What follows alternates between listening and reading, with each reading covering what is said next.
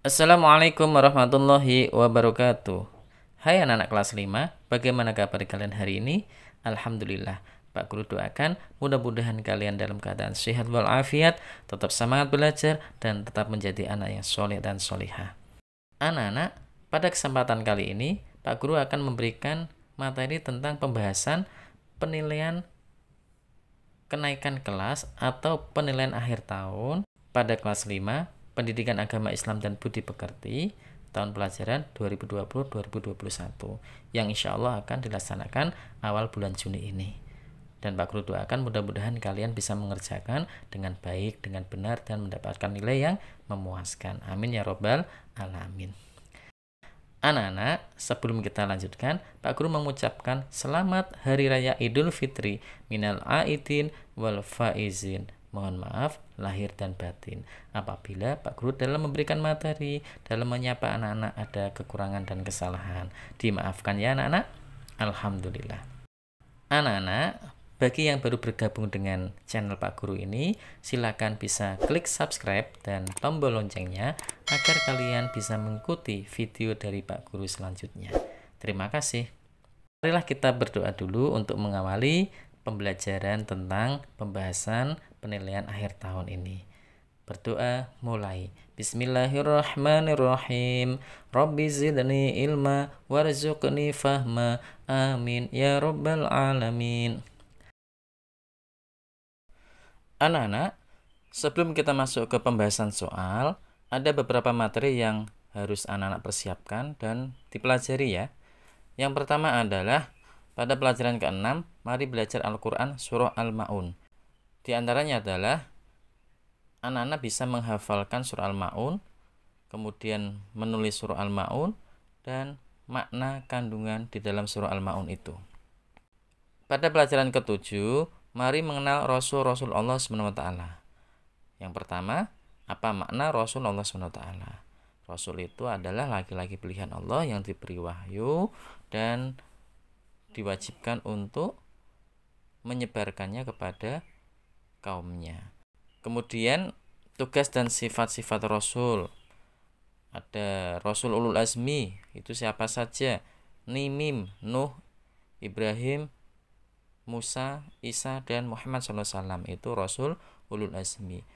Membaca kisah keteladanan Nabi Muhammad SAW sebagai Rasul Ulul Azmi. Kemudian sikap terpuji para Rasul dan Rasul Ulul Azmi. Pada pelajaran ke-8, anak-anak mempelajari mari hidup sederhana dan mari ikhlas beramal.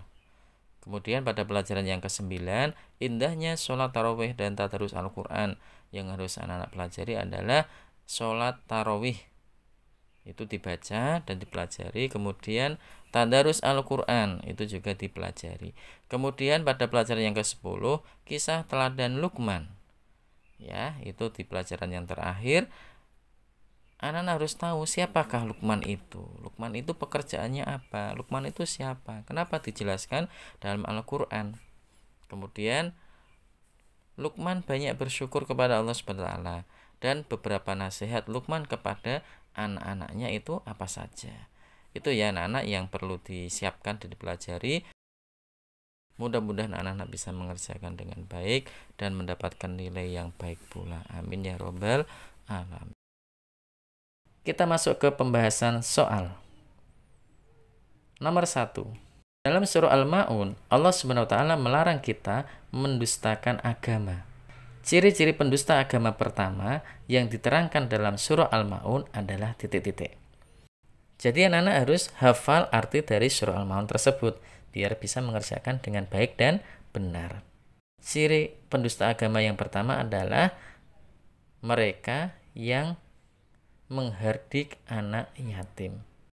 Nomor 2, wala yakhuddu ala tu'amil miskin. Alif lam yang terdapat pada ayat di atas dinamakan apa anak? Mana ya alif lamnya ya? Ya, alif lamnya terdapat pada lafal al-miskin. Jawaban yang benar adalah alif lam qamariyah B. Karena alnya terbaca, maka disebut alif lam qamariyah. Nomor 3. alladzina hum an sholatihim sahun. Lafal yang bergaris bawah dinamakan bacaan titik-titik. Bacaan apa, Nana? An sholatihim sahun. Yang pertama itu nun sukun bertemu shod, maka dibaca ikhfa hakiki. Dan yang kedua adalah mim sukun bertemu sin, maka dibaca idhar syafawi. Jadi jawaban yang benar adalah A, ikhfa hakiki dan idhar syafawi. Nomor 4, al-yadul ulya khairum minal yadis sufla. Dalam hadis tersebut mengaplikasikan sikap kita agar tidak tergolong orang-orang yang mendustakan agama. Yaitu jawabannya adalah D, orang yang enggan memberikan bantuan. Loh, kok bisa seperti itu? Iya, karena al-yadul ulya khairum minal yadis sufla artinya adalah tangan di atas lebih baik daripada tangan yang di bawah. Jadi anjuran atau perintah untuk bersedekah, untuk memberikan bantuan kepada orang lain. Kita lanjutkan soal nomor 5. Memasukkan suara nun sukun atau tanwin ke dalam huruf berikutnya dengan tanpa dengung atau tidak sengau di hidung, yaitu cara membaca bacaan titik-titik. Perhatikan, tanpa dengung. Ya, tidak sengau, yaitu cara membaca bacaan idgham bila gunnah. Kita masuk ke soal nomor 6. Perhatikan ayat tersebut. Bismillahirrahmanirrahim. Wa rusulan qad qasasnahum 'alaika min qablu wa rusulan lam naqasushum 'alaik wa kallamallahu Musa taklima. An-Nisa ayat 164. Ayat tersebut menerangkan bahwa jumlah nabi dan rasul sangat banyak. Jawaban yang benar adalah C. Nomor 7. Manusia laki-laki yang dipilih oleh Allah Subhanahu wa taala untuk menerima wahyu untuk dirinya sendiri dan berkewajiban menyampaikan kepada umat manusia dinamakan titik-titik. Dinamakan apa, anak-anak? Dinamakan Rasul. Nomor 8. Nama Rasulullah berikut ini yang termasuk Rasul Ulul Azmi adalah titik-titik. Karena anak sudah belajar, sudah mengetahui siapa saja Rasul Ulul Azmi, maka anak-anak akan menjawab dengan mudah. Ya, Rasul Ulul Azmi itu ada 5 yang bisa kita singkat dengan Nimim: Nuh, Ibrahim, Musa, Isa, dan Muhammad SAW. Jadi yang termasuk di situ adalah A, Nabi Ibrahim alaihissalam. Kita masuk ke soal nomor 9. Nama Rasul berikut ini yang mendapatkan wahyu secara langsung dari Allah Subhanahu wa taala sehingga mendapatkan gelar Kalimullah, yaitu titik-titik. Rasul siapa ya, Nana? Yaitu Nabi Musa alaihissalam. Nomor 10. Rasul Ulul Azmi berikut ini yang mendapatkan ujian berupa anaknya tidak mau beriman kepada Allah Subhanahu wa taala, yaitu titik-titik. Jadi ada Rasul yang diuji oleh Allah dengan anaknya yang tidak mau beriman kepada Allah, yaitu Nabi Nuh alaihissalam. Jadi Nabi Nuh itu diuji oleh Allah dengan anaknya yang tidak mau mengikuti ajaran Nabi Nuh, tidak mau beriman kepada Allah Subhanahu wa taala. Nomor 11. Perhatikan pernyataan berikut ini. 1. Mempunyai banyak teman. 2. Dimanja orang tua. 3. Bisa berhemat. 4. Menjadi anak yang baik. 5. Menjadi pemimpin kelompok. Pernyataan di atas yang menunjukkan hikmah hidup sederhana ditunjukkan pada nomor titik-titik. Nomor berapa ya, anak-anak? Mempunyai banyak teman. Iya, betul, ya kan? Kemudian bisa berhemat. Kemudian menjadi anak yang baik. Ya, jawabannya adalah 1, 3, 4. A. 12. Sahabat Khulafaur Rasyidin yang kaya raya, tetapi harta bendanya digunakan untuk perjuangan agama Islam, juga terkenal dengan mempunyai perilaku yang sangat sederhana, bernama titik-titik. Jawabannya adalah Umar bin Khattab. Jadi Khulafaur Rasyidin yang terkenal sangat sederhana adalah Umar bin Khattab. D. 13. Laqad kana lakum fi Rasulillahi uswatun hasanatun liman kana yarjullaha wal yawmal akhir wa dzakarallaha katsira. Quran surah Al-Ahzab ayat 21. Ayat tersebut menerangkan bahwa pada diri Rasulullah SAW terdapat suri teladan yang baik, uswatun hasanah, suri teladan yang baik. B. Nomor 14. Innama bu'istu liutammima makarimal akhlaq. Terjemahan hadis di atas adalah, sesungguhnya aku Muhammad diutus untuk menyempurnakan akhlak mulia. Jawaban yang benar adalah D. 15. Walladzina idza anfaqu lam yusrifu wa lam yaqduru wa kana baina dzalika qawama.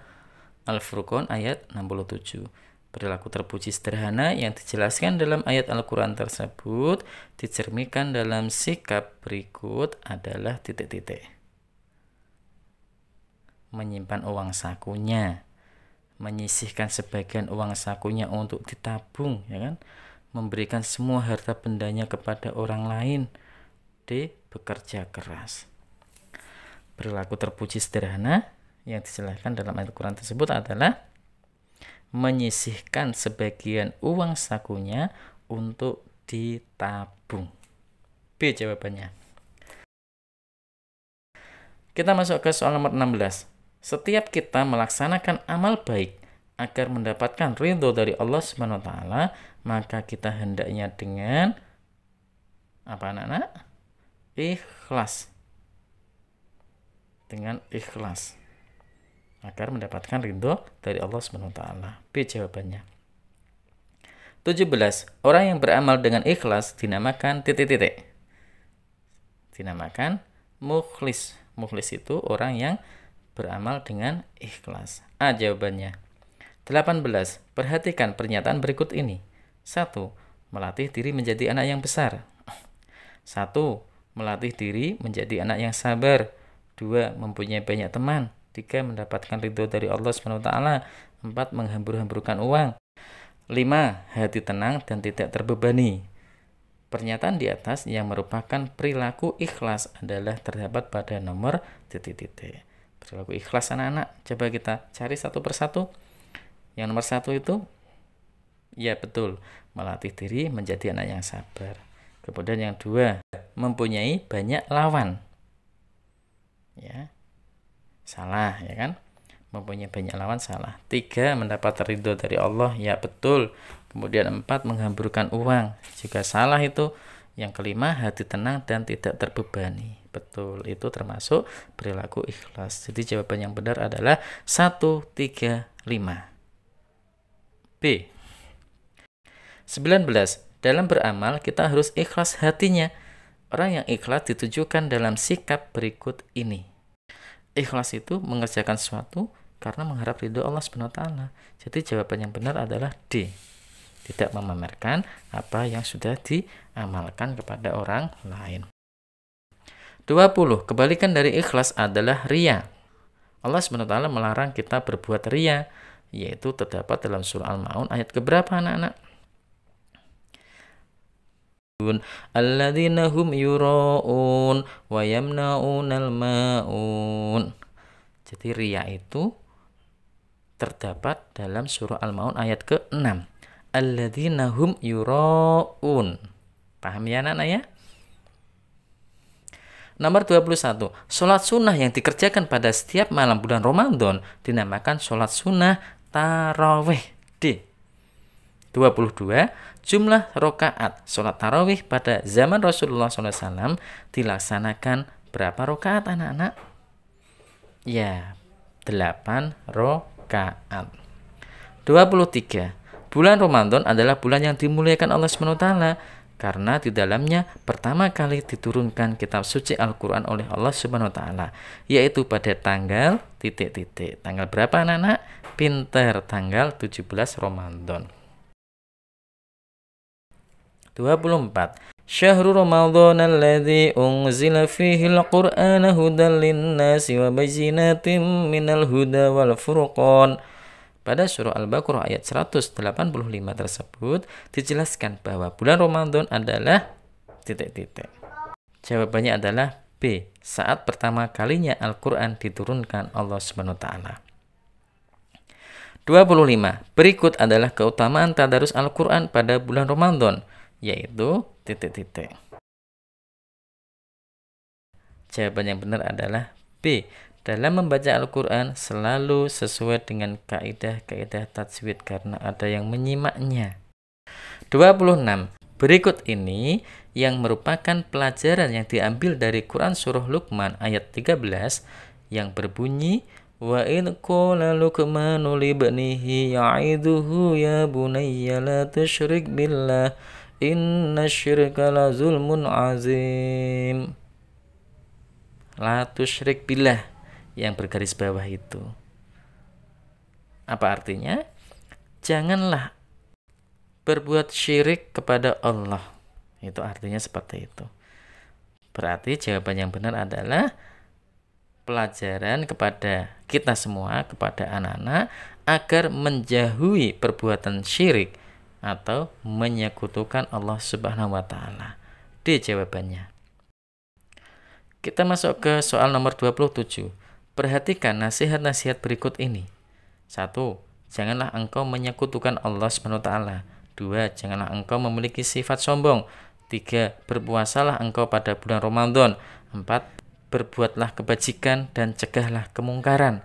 5. Dirikanlah sholat secara berjamaah. Pernyataan di atas yang termasuk nasihat Luqman kepada anaknya dan bisa kita teladani dalam kehidupan sehari-hari terdapat pada nomor titik-titik. Nomor berapa anak-anak? 1, 2, dan 4. B jawabannya. 28. Luqman adalah hamba Allah SWT yang titik-titik, yang solih. A. 29. Sebelum diangkat menjadi qadli atau hakim, Luqman mempunyai pekerjaan yaitu sebagai tukang kayu, tukang jahit, dan penggembala kambing. C. 30.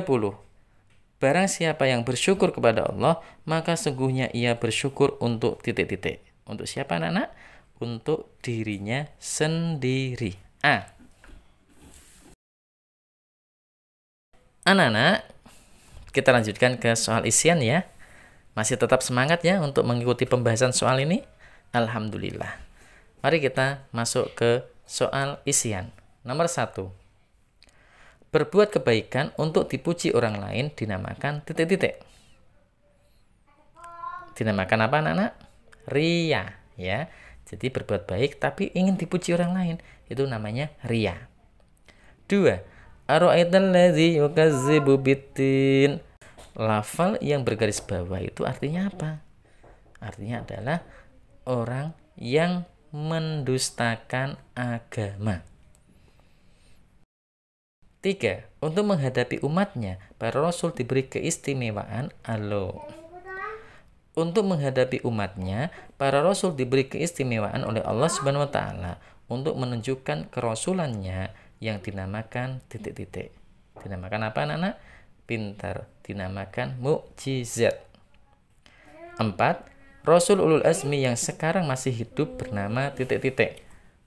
Jadi ada 5 rasul ulul azmi, yang 4 sudah dipanggil oleh Allah Subhanahu wa Ta'ala, sudah wafat, masih ada 1 yang belum wafat. Siapa namanya? Namanya adalah Nabi Isa alaihissalam. 5. Dalam sikap hidup sederhana, umat Islam harus mencontoh suri teladan kita, yaitu Nabi titik-titik. Nabi yang hidupnya sederhana. Nabi Muhammad SAW. 6. Sikap hidup sederhana dapat menghindarkan diri dari sikap titik-titik. Dari sikap apa anak-anak? Dari sikap sombong atau sikap takabur. 7. Perbuatan baik hendaknya dilakukan dengan ikhlas semata-mata hanya mengharap ridho Allah Subhanahu wa Ta'ala. 8. Orang yang ikhlas beramal disebut dengan mukhlis atau mukhlisin. Itu namanya orang yang ikhlas beramal. Nomor 9. Sholat yang digunakan sebagai penutup sholat tarawih adalah titik-titik. Jadi kalau anak-anak sholat tarawih itu kan diakhiri sholat apa ya? Sholat witir. Jadi sholat witir itu artinya sholat penutup. 10. Pada zaman Umar bin Khattab melaksanakan sholat tarawih titik-titik rokaat. Melaksanakan sholat tarawih sebanyak 20 rokaat. 11. Luqman menasihati putranya agar tidak menyekutukan Allah Subhanahu wa Ta'ala karena termasuk perbuatan apa? Perbuatan syirik. 12. Memalingkan muka dari sesama manusia adalah ciri-ciri orang yang titik-titik. Itu adalah ciri-ciri orang yang sombong, orang-orang yang angkuh, yang takabur. Anak-anak, demikianlah pembahasan soal tentang persiapan penilaian akhir tahun atau penilaian kenaikan kelas untuk kelas 5 pelajaran pendidikan agama Islam. Pak Guru doakan mudah-mudahan anak-anak dalam mengerjakan soal penilaian akhir tahun ini yang insya Allah akan dilaksanakan awal bulan Juni ini, anak-anak akan mengerjakan dengan baik, anak-anak akan mendapatkan nilai yang baik, dan anak-anak akan mendapatkan nilai yang sangat memuaskan. Dan anak-anak juga bisa mengerjakan pelajaran yang lainnya. Untuk itu, pesan dari Pak Guru, rajinlah belajar dan jangan lupa anak-anak juga harus berdoa kepada Allah SWT agar diberi kemudahan dalam mengerjakan soal-soal penilaian akhir tahun. Anak-anak, marilah kita akhiri dengan membaca hamdalah bersama-sama. Alhamdulillahirabbil alamin. Wassalamualaikum warahmatullahi wabarakatuh.